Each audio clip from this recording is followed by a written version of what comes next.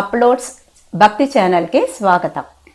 Video పెద్దది అయినందువల్ల ఆ video చూడకపోతే చూడండి. రెండోది కంటిన్యూ అవుతూ ఉంది. సంతోషి మాత అనేది 3 అంశాలు కలిసి ఉంది. అంటే పార్వతి, తర్వాత దుర్గా, తర్వాత లక్ష్మి అనమాట. అందువల్ల ఈ యొక్క నామము ఎక్స్ట్రాగా నేను మళ్ళీ చదువుతున్నాను. ఇంకొక 108 నామాలు ఉన్నాయి. ఆ నామాలు కూడా చెప్తే ఏమవుతుందంటే పార్వతికి, తర్వాత దుర్గా అమ్మవారికి, లక్ష్మీ అమ్మవారికి, విఘ్నేశ్వరుడికి అందరికీ కూడా మనము ఒకసారి నామం చెప్పినట్టు ఉంటుంది. కాబట్టి అక్షింతలు మాత్రం చేతిలో పెట్టుకొని ఈ యొక్క నామం చెప్పాలి. చెప్తున్నాను. ఇదిగోండి. ఓం బ్రహ్మణ్యే నమః, ఓం అభయకర్తయ్యై నమః, ఓం అసురపాటినై నమః, ఓం అద్భుత రూపాయై నమః, ఓం అలంకార భూషితాయై నమః, ఓం అనంతనామ రూపాయై నమః, ఓం అష్టాదశ వర్షిణ్యై నమః, ఓం అద్భుతాయై నమః, ఓం అల్ప సంతోషిణై నమః, ఓం అష్టమాణిక్య శోభితాయై నమః, ఓం అలక్ష్మి నిరోధికాయై నమః, ఓం అచల హిమాచల మేరు సమానాయై నమః, ఓం అరుణారుణముఖాంభోజాయై నమః, ఓం అరుణ కిరణలంకృతాయై నమః, ఓం ఆనంద నటన నందినై నమః, ఓం ఆజ్ఞకారిణ్యై నమః, ఓం విష్ణుసఖిప్రియాయై నమః, ఓం వృషకాల దర్శన మాత్రేణ ధనప్రాదాయై నమః, ఓం ఓంకార హ్లీంకార క్లీం కర్తయై నమః, ఓం జనయిత్రై నమః, ఓం కళ్యాణపరూదినై నమః, ఓం కజ్జలి శోభితలోచనాయై నమః, ఓం కాలరూపిణ్యై నమః, ఓం కామేశ్వరపాలిన్యై నమః, ఓం కామేశ లలితానందకర్తయై నమః, ఓం కృపాభిక్షణ్యై నమః, ఓం కృష్ణప్రియాయ నమః, ఓం కృష్ణలోచన శోభితాయై నమః, ఓం కుంకుమరేఖ తిలకాయై నమః, ఓం కోటి సూర్య సమప్రాభాయై నమః, ఓం క్రియాశక్తి రూపాయ నమః, ఓం కుసుమ ప్రియాయై నమః, ఓం చమత్కార వల్లత్తై నమః, ఓం చాతుర్య నివాసినై నమః, ఓం చిద్విలాసినై నమః, ఓం చిత్కళ రూపాయై నమః, ఓం చైతన్య రూపాయై నమః, ఓం జయద్వీక్షణ మాలాయై నమః, ఓం జ్వాలా రూప ప్రాభాయై నమః, ఓం జ్వలితా తత్వ ప్రాభాయై నమః, ఓం జగన్మాత్రే నమః, ఓం జగన్మాతృ సావిత్రి రూపాయై నమః, ఓం తాంబూల ప్రియాయై నమః, ఓం తాంబూల పూరిత ముఖాయై నమః, ఓం తమోనాశినై నమః, ఓం త్రిమూర్తి సుందర్యై నమః, ఓం తిలక చిహ్నాకితాయై నమః, ఓం తేజో వివర్తినై నమః, ఓం గుప్తాభార రూపాయై నమః, ఓం దైవజ్ఞాయై నమః, ఓం దుర్లభరత్నాయై నమః, ఓం దివ్య విగ్రహ రూపిణై నమః, ఓం దివాకరక్షేమకర్తయై నమః, ఓం దాన ప్రియకర్తై నమః, ఓం ధ్యాన ప్రియకర్తై నమః, ఓం ధీరరూపిణ్యై నమః, ఓం నఖ సింధూర రంజితాయై నమః, ఓం నవనీత ప్రియాయై నమః, ఓం నవదుర్గాయై నమః, ఓం నవయౌవనాయై నమః, ఓం శోభితాయై నమః, ఓం నవీనాయై నమః, ఓం నవవిధరూపిణ్యై నమః, ఓం నవసూత్రశోభితాయై నమః, ఓం నవరసరాగమాలిన్యై నమః, ఓం నవరత్నరూపాయై నమః, ఓం నావాభరణలంకృతాయై నమః, ఓం నిత్యరూపాలంకృతాయై నమః, ఓం నిర్మలరూపాయై నమః, ఓం నిజభక్త సంరక్షిణై నమః, ఓం నిజభక్త హృదయ వైభవ్యే నమః, ఓం నృసింహ ప్రాణినై నమః, ఓం నృసింహ సేవితాయై నమః, ఓం నానాలంకార శోభిత రూపాయ నమః, ఓం నామపారాయణ ప్రియాయై నమః, ఓం నవరూపాయై నమః, ఓం పద్మపుత్రికాయై నమః, ఓం పద్మప్రియాయై నమః, ఓం పరమాణుగర్భితాయై నమః, ఓం ప్రయోజనై నమః, ఓం నృసింహ హృదయ నివాసినై నమః, ఓం ప్రాభా సంపన్న రూపాయై నమః, ఓం ప్రాభా రూపాయై నమః, ఓం ప్రాకాశలోచనాయై నమః, ఓం ప్రాభావ సంపన్న నేత్రాయై నమః, ఓం పరమార్థదాయినే నమః, ఓం ప్రబోధినై నమః, ఓం బ్రహ్మణ్యై నమః, ఓం బాలా ప్రేమ మృతదాయినే నమః, ఓం బంధు ప్రియపాలిన్యై నమః, ఓం బింబాఫలదారిణ్యై నమః, ఓం భారద్వాజగోత్రిణై నమః, ఓం భాసాయోషితే నమః, ఓం తిలకశోభితాయై నమః ఓం భక్తప్రియరూపాయ నమః ఓం భక్తిస్వరూపాయై నమః ఓం భక్తజనలోభిన్యై నమః ఓం భక్తజనసులభాయై నమః ఓం భృగుబాలజనితాయ నమః ఓం మదనప్రియాయ నమః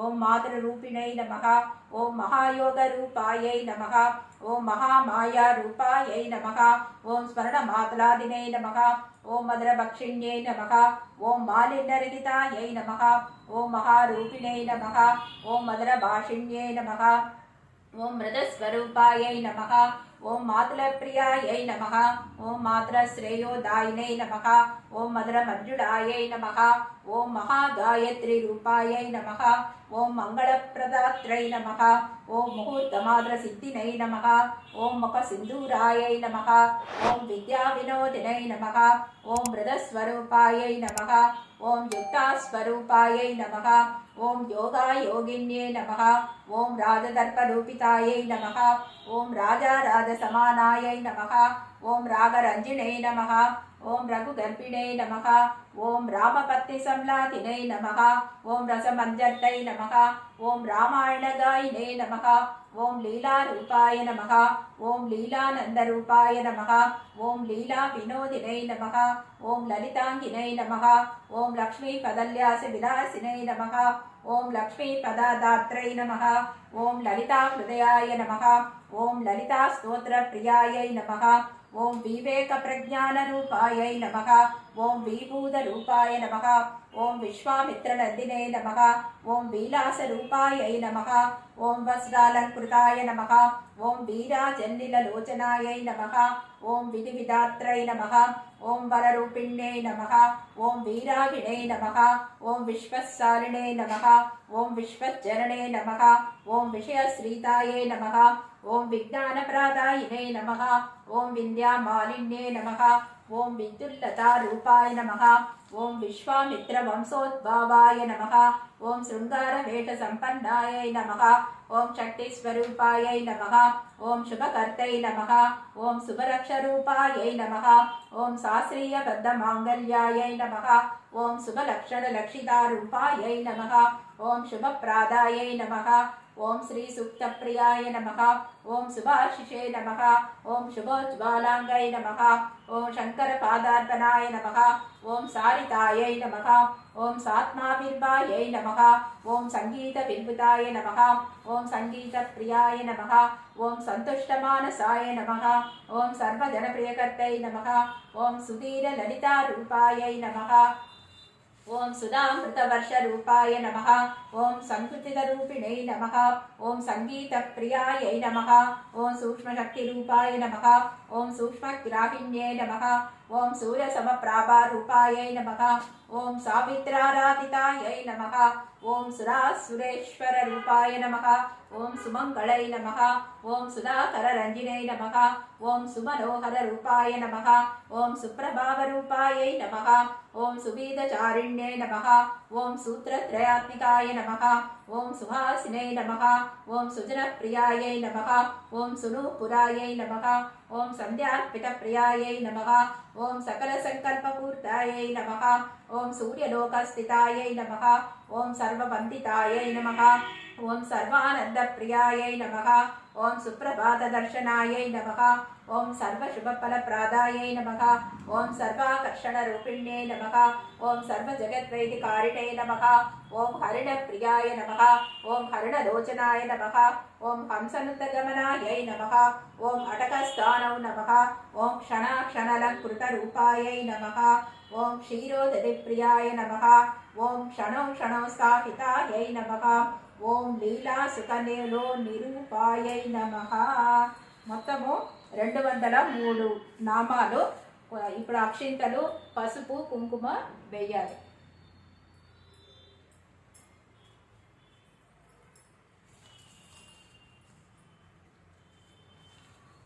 ఇప్పుడు ధూపం తీసుకొని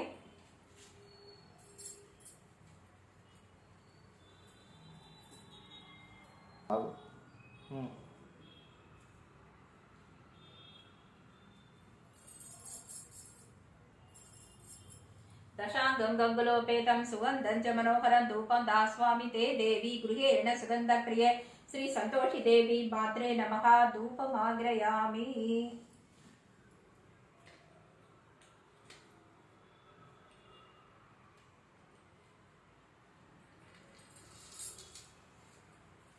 ఇప్పుడు దీపం తీసుకొని ఇంకొక దీపం వేరుగా పెట్టుకోవాలి.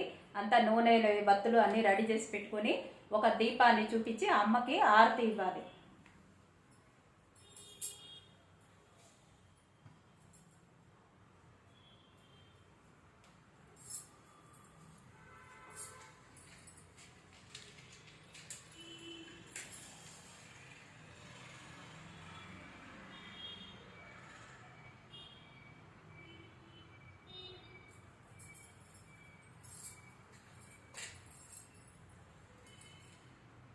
सप्तविंशं गतियुक्तं गव्ये जानसंयुतं दीपं प्रज्वलितं दे गृहेण मुदिता भव.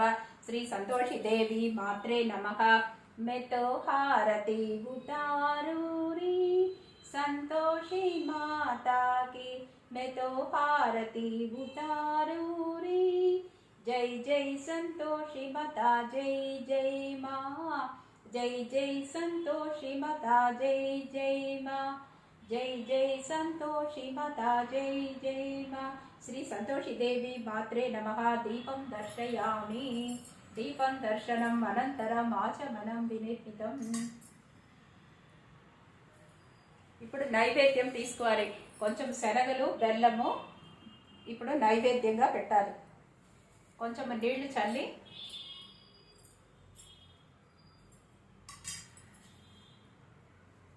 नैवेद्यं मधुराहारं गूढसर्कार संयुतं चनसहित समायुक्तं स्वीकृष्य महेश्वरी. श्री संतोषि देवी मात्रे नमः. गूढसर्कार संयुतं चना नित्य निवेद्य मध्य मध्य पानीयं समर्पयामि. नैवेद्यं समर्पयामि. मध्य मध्य पानीयं समर्पयामि.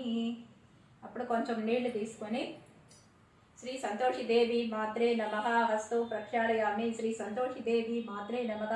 పాదౌ ప్రక్షాళయామి. శ్రీ సంతోషి దేవి మాత్రే నమః. మధ్య మధ్య పానీయం సమర్పయామి.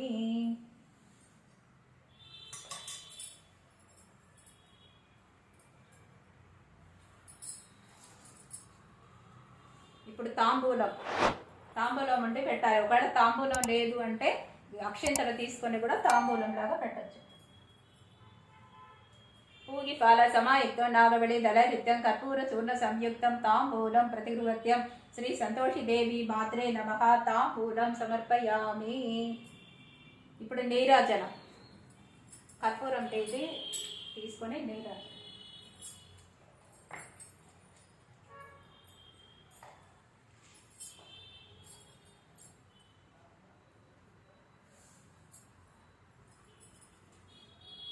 నీరాజనం సమాయుక్తం కర్పూరేణ సమన్వితం తూభ్యాం దాస్యమహం దేవి గృహత్యం హరివల్లభే. శ్రీ సంతోషి దేవి మాత్రే నమః. నీరాజనం సమర్పయామి. కర్పూర నీరాజనం సమర్పయామి. నీరాజనం అనంతరం ఆచమనం వినిర్మితం లక్ష్మీ క్షీరసముద్రరాజదయాం శ్రీరంగదామేశ్వరీ దాసీ భూత సముత్తరే లోకైక దీపాంకురాం.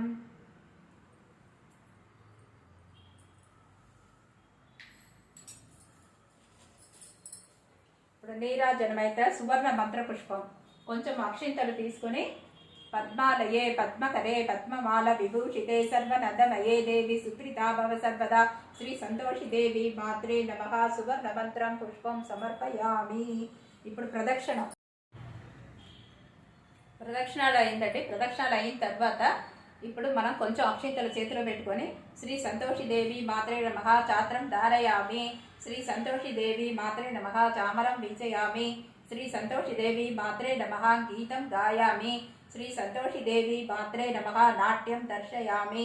శ్రీ సంతోషి దేవి మాత్రే నమః ఆందోళికాం సమర్పయామి.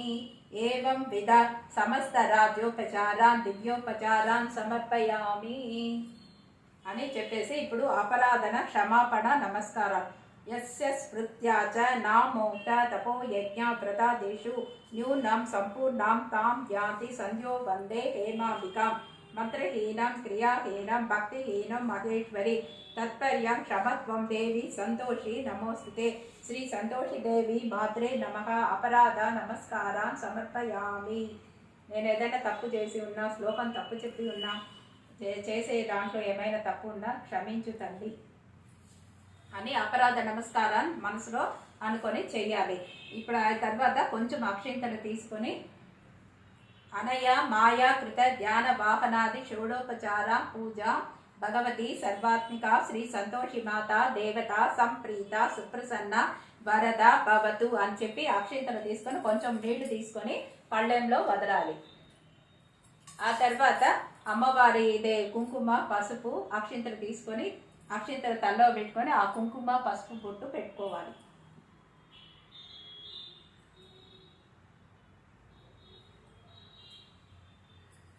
ఇప్పుడు కొంచెం అక్షింతలు చేతిలో తీసుకుని కథ చెప్పాలి.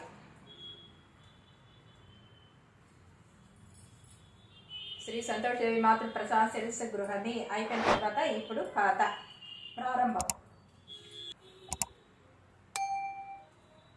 ఇప్పుడు సంతోష్ మాత వ్రత కథ ప్రారంభం చెప్తున్నాను. చాలా కాలం పూర్వం చంపక దేశంలోని శోభానగరం అనే పెద్ద పట్టణంలో ఒక వృద్ధ స్త్రీ నివసించేది. ఆమెకి 7 కొడుకులు. ఆ 7లోనూ 6 ఏదో చక్కటి పనుల్లోనూ ఉద్యోగాల్లోనూ కుదురుకొని ఎంచక్కగా దర్జన చేస్తున్నారు.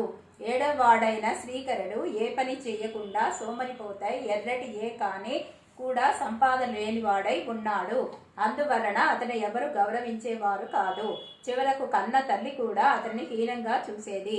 సంపాదించే కొడుకులకు షడ్రోసోపేతంగా రుచికరమైన భోజనాలు పెట్టి వారు తినగా మిగిలిపోయినవి తిని పారేసినవి అయిన ఎంగిలి పదార్థాలను శ్రీకరుడికి పెట్టేది. ఆ విధంగా శ్రీకరుడు ఎంగిలి చద్దికుండే ఆహారంగా బ్రతుకుచున్నాడు. క్రమముగా అన్నా తమ్ములు 7 పెళ్లిళ్ళయ్యాయి. వాళ్ళ పెద్దవాళ్ళ 6 వారి భార్యలతో హాయిగా కాలం గడుపుచున్నారు. సంపాదన లేనివాడు సోమరి అయిన శ్రీకరుడు మాత్రం ఎంగిలి తిండి తింటూ ఆ ఎంగిలి కూటినే భార్యకు అందిస్తూ బ్రతికిస్తున్నాడు. ముసలిది చూపిస్తున్న పక్షపాతమంతా శ్రీకరుడి భార్య అయిన కళ్యాణి కనిపెట్టింది.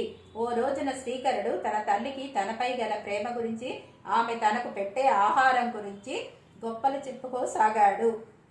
అది విని కళ్యాణి ఉండబట్టలేక, స్వామి మీ తల్లిగారు ఎటువంటి ఆహారం పెడుతున్నారో తెలియక ఇలా మాట్లాడుచున్నారు. చాటుగా కనిపెట్టి చూడండి తెలుస్తుంది అని చెప్పింది. సరే చూస్తాను, నువ్వు చెప్పిన మాటలో తేడా వస్తే ఏం చేస్తానో చూడు అని భార్యని హెచ్చరించి శ్రీకరుడు తన తల్లి చేసే పనులన్నీ ఓ కంట కనిపెట్టసాగాడు. ఒక రోజున పెద్ద కొడుకులు 6 దర్జన చేసి ఇంటికి రాగానే ముసలిది వారందరినీ మధురమైన మిఠాయిలు వగైరా పిండి వంటలన్నీ చేసి పెట్టింది. శ్రీకరుణ్ణి పిలవనే లేదు. శ్రీకరుడు చాటుగా అంతా కనిపెడుతున్నాడు. పెద్ద కొడుకులు కోడళ్ళు మొత్తం 12 భోజనాలు చేసి వెళ్ళాక వాళ్ల విస్తళ్లలో పారేసిన పదార్థాలు వేరే విస్తళ్లలో పెట్టింది ముసలిది. పిదప ఏమీ తెలియదానిలాగా శ్రీకరుని గదికి వెళ్ళి, నాయన అన్ని అన్నయ్యలు వదినలు భోజనాలు చేసేశారు, ఇంకా నువ్వు మీ ఆవిడ మాత్రమే మిగిలారు, వచ్చి తినండి నాయన అని పిలిచింది. శ్రీకరుడు విస్తరి వద్దకు వెళ్ళి అందులోని పదార్థాలన్నీ అన్నలు వదినలు తిని వదిలివేసినవి ఎంగిలి వస్తువులని గుర్తుపట్టాడు. తల్లి విషం పెడితే కొడుక్కి ఎంత బాధగా ఉంటుంది, అలా బాధపడ్డాడు. తనకు తన భార్యకు కూడా ఆ పూట ఆకలిగా లేదని చెప్పి వచ్చేశాడు. ఆ రాత్రి శ్రీకరుడు తన భార్య దగ్గర చాలా బాధపడ్డాడు. కళ్యాణి అతని ఓదార్చింది. ప్రాణేశ్వర, ధనం మూలం నిజం జగత్. డబ్బు లేకపోతే అందరూ అలాగే చూస్తారు. అన్నింటికి మూలము డబ్బు. ఇదే మీరు సంపాదన పరులైతే మన పరిస్థితి మరోలా ఉండేది అని హితవు చెప్పింది. భార్య మాటలు శ్రీకరుడికి నచ్చాయి. తక్షణమే దర్జన నిమిత్తమై కృషి చేయాలనుకున్నాడు. మర్నాడు ఉదయము తల్లి దగ్గరకు వెళ్ళి, అమ్మ, డబ్బు సంపాదించడం కోసం పరాయి దేశాలకి వెళ్ళాలని ఉంది అన్నాడు. చాలా మంచిది నాయన, వెంటనే వెళ్ళిపో అంది. శ్రీకరుడు మళ్ళీ భార్యను చేరాడు. అప్పుడు ఆమె పిడకలు చేయడానికి పెరట్లో పేడ కలుపుతుంది. నేను వచ్చేదాకా నువ్వు అక్కడే జాగ్రత్తగా కాలం గడుపుకో అని చెప్పి తన చేతిలో ఉన్న ఉంగరము ఆమె చేతికిచ్చి, నా గుర్తుగా ఇది నీ దగ్గరుంచుకోమని చెప్పి, మరి నీ గుర్తుగా నాకేదైనా ఇవ్వవా అని అడిగాడు. అందుకు కళ్యాణి, ప్రాణనాథ, మీకు ఇచ్చేందుకు నా దగ్గర ఏమీ మిగలలేదు. అయినను ప్రేమగా అడిగారు కనుక కోపగించుకోకండి అంటూ పేడ కలుపు తన చేతిని వస్త్రంపై గుర్తుగా వేసింది. అతడది పేడయని భావించగా ప్రేమను అర్థం చేసుకుని సంతోషముగా పరదేశమునకు ప్రయాణమయ్యాడు. కొన్నాళ్ళు అతడొక పరాయి దేశము చేరి అందొక పట్టణమునకు వెళ్ళి వ్యాపారిని కలిసి తనకేదైనా ఉద్యోగం ఇప్పించమని ప్రాధేయపడ్డాడు. అతని ప్రార్థనకు ఆ వ్యాపారి మనసు కలిగి జాగ్రత్తగా ఉండవలను సుమా అని హెచ్చరించి శ్రీకరుణకు తన వద్ద ఉద్యోగమునిచ్చెను. శ్రీకరుడు ఉద్యోగములో చేరి ఎంతయో నమ్మకముగా పనిచేయసాగెను. అతని పనితనముకు విశ్వాసపాత్రతకు మెచ్చుకొనిన వ్యాపారి శ్రీకరుణకు వ్యాపారంలో కొంచెం వాటా కూడా ఇచ్చెను.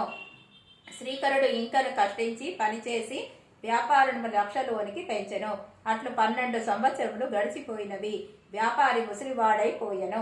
అందువలన తన వాటాధనము మాత్రం తీసుకొని తక్కిన వ్యాపారమంతయు శ్రీకరునికే అప్పగించి అతడు విశ్రాంతికి తీసుకోసాగెను.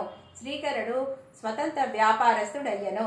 అమితమైన ధనవంతుడై సుఖముగా కాలము గడపసాగెను. ఇచ్చట అత్తవారింటి వద్దనున్న కళ్యాణికి నానాటికి బాధలు పెరిగిపోసాగెను. అత్తగారమును కోడింటకము పెట్టి విపరీతము కష్టము పాలు చేయసాగినది. ముసలిది కళ్యాణి ఇంటి పని అంతయో చేయించుకొని సరిగ్గా అన్నము కూడా పెట్టేది కాదు. అందువలన కళ్యాణి అడవికి పోయి కట్టెలు ఏరి అవి అమ్ముకొని వచ్చిన దానితో జీవనాధారము గడపకొనసాగినది. దర్జనకై వెళ్లే తన భర్త ఎప్పుడు వచ్చునా తన కష్టములు ఎప్పుడు తీరినా అని ఆమె ఎంతయో ఎదురు చూడసాగింది. ఇట్లుండగా ఒకనాడు కళ్యాణి కట్టెలు కట్టుకొని తలపై పెట్టుకొని వచ్చుచుండగా మధ్యలో ఆమెకు దాహము వేసినది. చేరువ గ్రామం వచ్చే వరకు ఎట్లో బోర్చుకున్నది.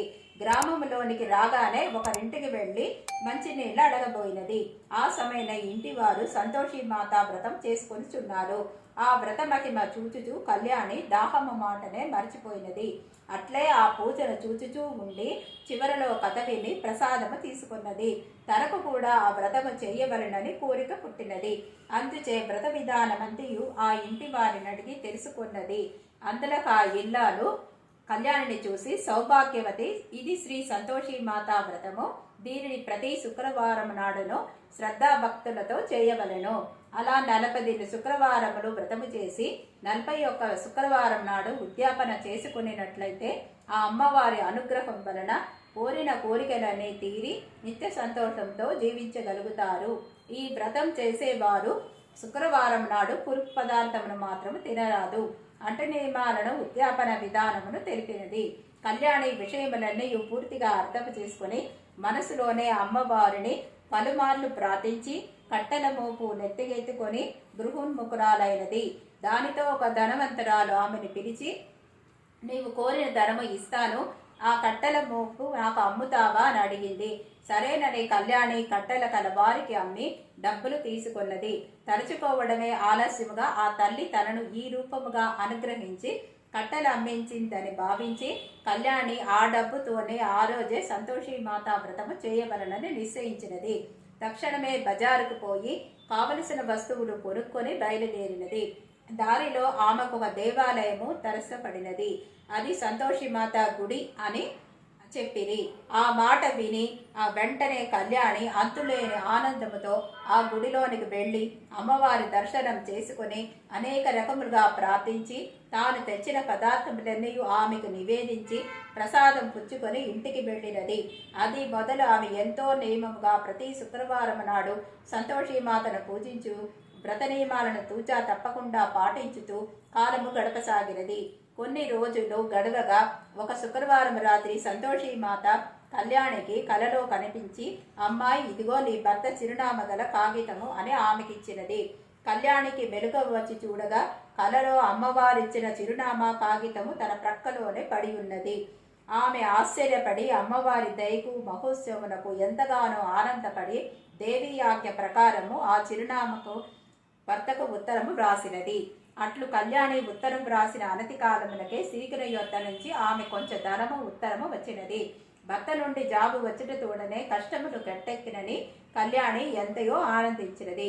ఇది ఇట్లుండగా కడగొట్టు కూడలకు కళ్యాణికి ఎక్కడి నుండియో డబ్బులు ఉత్తరములు వచ్చుచున్నావన్న సంగతి అత్తగారకు ముసలిదానికి తెలిసిపోయినది.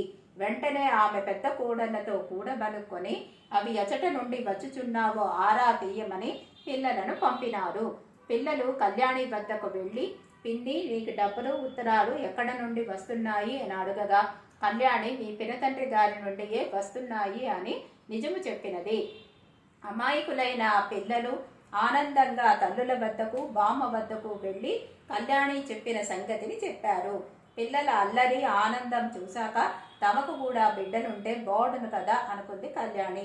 ఒకనాడు గుడికి వెళ్ళి అమ్మవారి దర్శనం చేసుకుని, నన్ను కటిక దరిద్రం నుండి తప్పించావు, నీ దయ వల్ల సుఖంగానే ఉన్నాను. కానీ స్త్రీకి మాతృత్వమే కదా ప్రధానమైనది.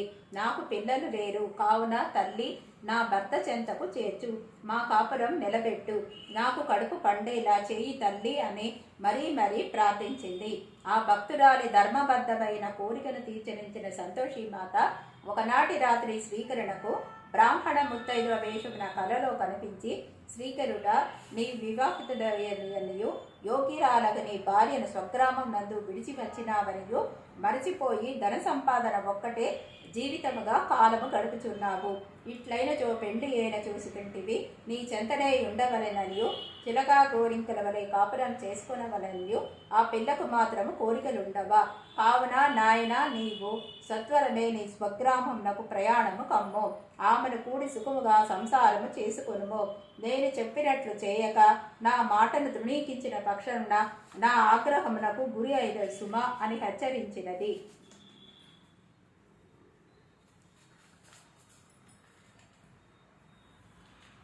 దానితో శ్రీకరుడు ఉలికెపడి నిద్రలేచి కలలో కనిపించిన దేవతయేనని భావించి చేతులు జోడించి అమ్మవారిని ప్రార్థించి, తల్లి, అన్నీ తెలుసున్న అమ్మవు, నా కష్టములు మాత్రం ఎరుగవా తల్లి, ఈ వ్యాపారంలో ఏర్పడిన ఇబ్బంది వలన ఇంతకాలము కాలు కదపలేకపోతున్నాను. నా మీద దయవించి నా చిక్కులు ఎంత త్వరగా తొలగిస్తే అంత త్వరగా నేను నా గ్రామానికి బయలుదేరుతాను. భారము నీదే భగవతి అని మొక్కుకున్నాడు. అతని మొర కూడా విన్నదా తల్లి. ఆమె అతని పట్ల కూడా కరుణించింది. ఆమె అనుగ్రహం వలన అతని వ్యాపారంలో ఏర్పడ్డ ఇబ్బందులన్నీ ఇట్లే తొలగిపోయాయి. రావలసిన సొమ్మంతా చేతికి వచ్చేసింది. ఆ ధనమంతా మూట కట్టుకొని స్వప్నంలో కనిపించిన అమ్మవారికి ఇచ్చిన మాట ప్రకారము భార్య వద్దకు బయలుదేరాడు శ్రీకరుడు. ఇక్కడ శ్రీకరుడు బయలుదేరగానే అక్కడ సంతోషిమాత కళ్యాణి కలలో కనిపించింది. అమ్మాయి, నీ భర్త నీ కోసం బయలుదేరాడు. సరిగ్గా నీ భర్త వచ్చే రోజున నువ్వు నీ కట్టెల మోపును 3 భాగాలు చెయ్యి. 1 నదీ తీరంలో ఉంచు, 2వ భాగము నా గుడిలో పెట్టు, 3వది నీ తలపై ధరించి నీ భర్త నీ ఇంటి అందుండగా అతనికి వినపడేటట్లు మీ అత్తగారితో, ఓ అత్తోయ్, నా పొట్టు రొట్టెలు నాకు పెట్టు, ఆకలిగా ఉంది, నా చిప్ప నీళ్లు నాకు పొయ్యి, దాహంగా ఉంది, త్వరగా వచ్చి మోపు దించుకో, మెడ నొప్పిగా ఉంది అని కేకలు పెట్టు అని చెప్పి అమ్మవారు కలలోంచి మాయమైపోయారు. శ్రీకరుడు నదీ తీరంలో పడవ దిగేసరికి చాలా చలిగా ఉంది. చలిలో భార్య గుర్తుకు వచ్చింది. అంతలో అక్కడ కళ్యాణి వదిలిన కట్టెల మోపు కనపడింది. శ్రీకరుడు ఆ కట్టెలను మంట వేసి చలిని పోగొట్టుకున్నాడు. అక్కడ నుండి తన పట్టణంలోనికి నడుచుకుంటూ బయలుదేరాడు. పొలిమేరే చేరేసరికి మధ్యాహ్నం అయిపోసాగింది. అతనికి ఆకలి వేసింది. చేరువలో సంతోషిమాత గుడి కనిపించింది. అక్కడ కళ్యాణి వదిలిన 2వ కట్టెల మోపు కనిపించింది. శ్రీకరుడు సంతోషించి కట్టెలతో మంట వేసి మంటలపైన వంట చేసుకుని భోజనం చేశాడు. రవ్వంత విశ్రాంతి తీసుకుని ఇంటికి బయలుదేరాడు. శ్రీకరుడు గుమ్మం చేరేసరికి కళ్యాణి కట్టెల మోపుతో వచ్చి అమ్మవారు చెప్పినట్లుగానే కేకలు పెట్టింది. శ్రీకరుడు ఆమెను గుర్తించాడు. ఆమె స్థితికి దుఃఖించాడు. ఆమె మాటలను బట్టి తన తల్లి, అన్నలు, వదినలు కలిసి ఆమెనెంత కష్టపెడుతున్నారో అర్థం చేసుకున్నాడు. ఆమెను కౌగిలించుకున్నాడు, కన్నీరు తుడిచాడు, ఓదార్చాడు. కళ్యాణిని బాధలు పెట్టిన ఇంటిలో ఉండటం ఇష్టం లేక శ్రీకరుడు వేరే కృత ఇల్లు కొనుక్కున్నాడు. కళ్యాణి అతను అందులో కాపురం పెట్టారు. ప్రతి శుక్రవారం సంతోషిమాత వ్రతం చేసుకుంటూ ఈ దంపతులు ఎంతో ఆనందంగా జీవించసాగారు. అంతలోనే అమ్మవారి వ్రతమునకు ఉద్యాపన చేయవలసిన సమయం వచ్చింది. ఆ ఉద్యాపన ఎంతో ఘనంగా చేయాలనుకుంది కళ్యాణి. అందువల్ల పాత గడువులు విస్మరించి అత్తగారిని 6 తోటికోడళ్ళని కూడా ఉద్యాపనకు రమ్మని పిలిచింది. అయితే తోటికోడళ్ళకి అత్తగారికి మాత్రం కళ్యాణి మీద కక్ష పోలేదు. ఎలాగో అలాగా ఆమెను కష్టపెట్టాలనుకున్నారు. ఆమె చేసే వ్రతానికి భంగం కలిగించాలని నిర్ణయించుకున్నారు. అందుకోసమని వాళ్ళు నియమం తప్పి కళ్యాణికి తెలియకుండా చాటుగా పులుపు పదార్థాలను వండుకొని తిన్నారు. అంతటితో కళ్యాణికి వ్రతభంగం జరిగిపోయిందని ఎంతగానో ఆనందించారు. వ్రత నియమాలకు విరుద్ధంగా ఇంట పులుపు తిన్నందువల్ల సంతోషిమాత ఆగ్రహించింది. ఆ కారణంగా శ్రీకరునిపై లేనిపోని అబాండాలు పడ్డాయి. రాజభటులు వచ్చి శ్రీకరుని బంధించి తీసుకుని వెళ్లారు. కళ్యాణి సంతోషిమాత పాదాలపై పడి విలపించింది. తన భర్తను రక్షించమని, కష్టాల బారి నుండి తనను కాపాడమని కంటికి మంటికి ఏకధారగా ఏడ్చింది. పరమ కరుణామయి అయిన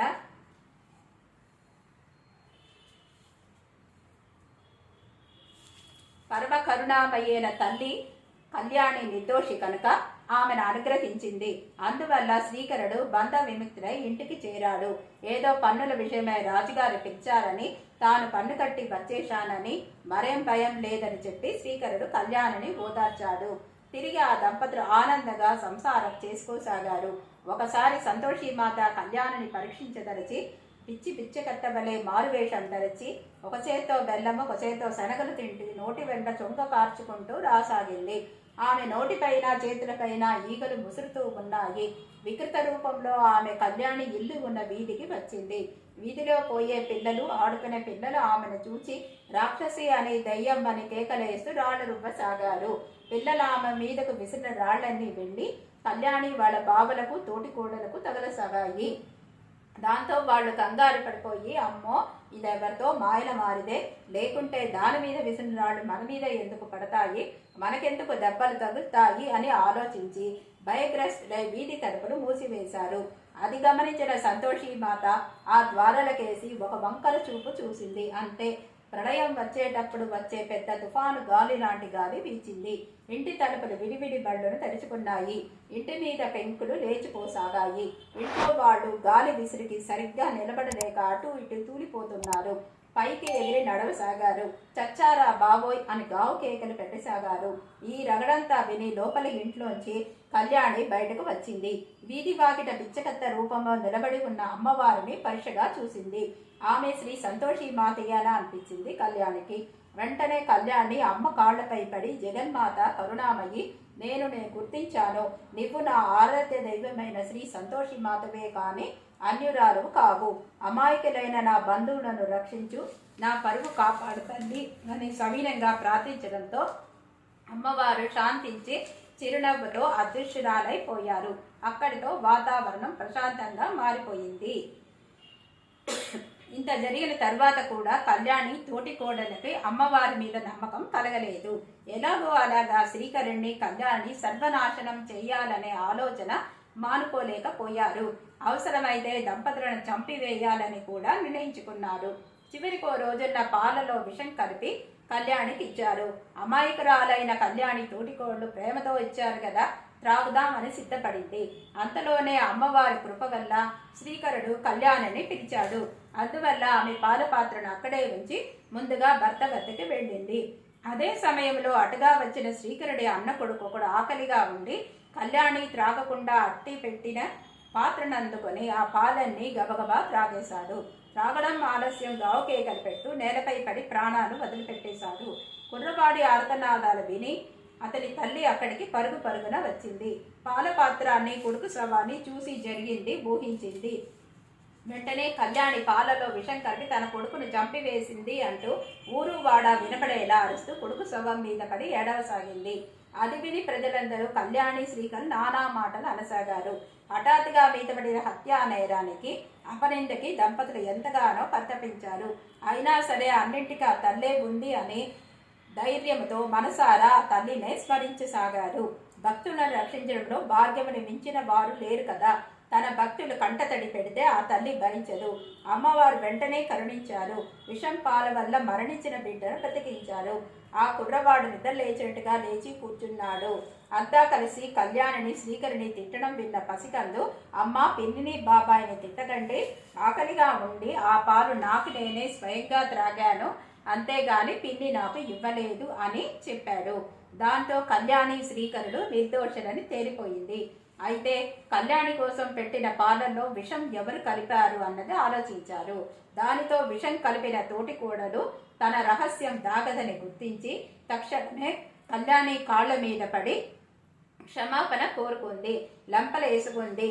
ఇంకెప్పుడు అటువంటి తప్పిదలు చేయనని పదే పదే ప్రార్థించింది. భగవతి ఎంత కరుణామూర్తో ఆమె భక్తులు కూడా అలాగే మెత్తటి మనసు కలవారై ఉంటారు. అందువల్ల కళ్యాణి తన తోటి కోడను క్షమించింది. నేను క్షమించినంత మాత్రం చేత ఏం లాభం, అంతా అమ్మవారి చదివే, వెళ్ళి ఆ సంతోషి మాతను క్షమాపణ వేడుకోండి అని కూడా చెప్పింది. అందరూ కలిసి ఆ తల్లిని ప్రార్థించారు. జై సంతోషి మాత అంటూ ఆమెను సూత్రం చేశారు. ఆనాటి నుండి అందరూ కలిసిమెలిసి ఉంటూ వచ్చారు. ఒక శుక్రవారం నాడు 7 తోటి కోడళ్ళు కలిసి సంతోషి మాత వ్రతం చేసుకున్నారు. పిల్లలు పుల్లటి పదార్థాలు పెట్టమని అడిగారు. అయినా సరే వ్రత నివాసం కోసం వాళ్ళు పులుపు అనేది అందకుండా చేశారు. మధుర ఫలాదులు దక్షిణాలిచ్చి సంతోషి మాత కృపకు పాత్రులయ్యారు. అనంతరం ఒకానొక శుభ సమయాన కళ్యాణి గర్భవతి అయ్యింది. చక్కటి ముహూర్తంలో చక్కటి కుమారుణ్ణి కంది. అమ్మవారి వరప్రసాదంగా ఆ బిడ్డను ప్రేమగా పెంచుకుంటూ సంతోషి మాత పూజలు మానకుండా చేస్తూ కళ్యాణి శ్రీకర్ దంపతులు కలకాలం సుఖ సౌఖ్య సంతోష సంపదలతో తులతూగారు. ఈ కథ విన్నవారికి చదివిన వారికి కూడా ఆ సంతోషి మాత అనుగ్రహం వల్ల సర్వ సౌఖ్యాలు కలుగుతాయి అనడంలో ఏమీ సందేహం లేదు. జై సంతోషి మాతాకి జై, జై సంతోషి మాతాకి జై, జై సంతోషి మాతాకి జై అని మరి ఈ అక్షింతలు తీసుకొని తలలో వేసుకోవాలి. నమస్కారం. నన్ను సపోర్ట్ చేయడానికి సబ్స్క్రైబ్ చేయండి, ఎంకరేజ్ చేయడానికి లైక్ చేయండి. ఈ వీడియో నచ్చితే మీ వాళ్ళందరితోనూ షేర్ చేయండి. నమస్కారం.